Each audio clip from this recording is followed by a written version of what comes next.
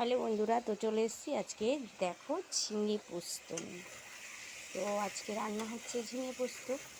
এটা ঝিঙের ভিতরে দেওয়া আছে শুধু কালো জিরে আর হলুদ আর নুন দিয়ে এটাকে ভালো করে একটু কষিয়ে নিয়েছি।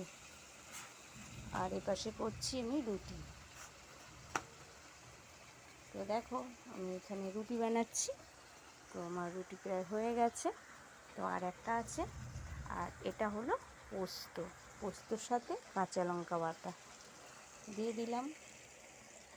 কাঁচা লঙ্কা বাটা আর পোস্ত বাটা দিয়ে এটাকে একটু ভালো করে নাড়াচাড়া করে নেব। তোমরা কে কে ভালোবাসো পোস্ত দিয়ে ঝিঙে পোস্ত খেতে? তোমরা কে কে ভালোবাসো অবশ্যই কিন্তু তোমরা জানাবে।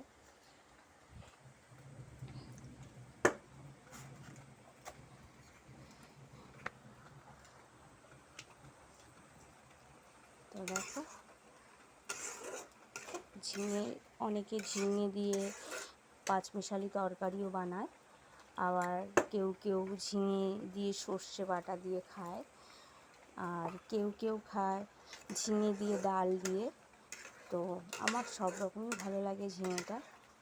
তো পোস্তটা তো আরও বেশি ভালো লাগে পোস্ত দিয়ে খেতে। তো দেখো কেউ কেউ হলুদ ছাড়া বানায়, আর আমি একটু সামান্য হলুদ না দিলে আমার একটু ভালো লাগে না।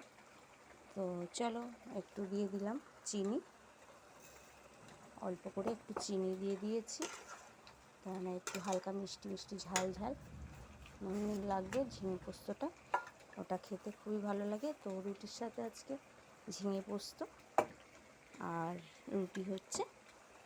তো সবাই কেমন আছো? আশা করি তোমরা সবাই ভালো আছো। আমার প্রিয় বন্ধুরা, আজকে তোমাদের ভালোবাসা পেয়েছি, এতে আমি ধন্য। তো তোমরা সবাই ভালো থাকো, তোমাদের পুজোটা ভালো কাটুক। আছে মহালয়ার দিন, খুব ভালো লাগছে, সকালবেলায় দারুণ লাগছে।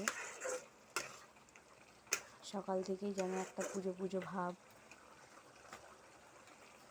লাগছে, খুবই সুন্দর। আশা করি তোমরা সবাই ভালো আছো। তো সবাই ভালো থাকো, সবাইকে আমার টাটা, অনেক অনেক ভালোবাসা, অবিরাম।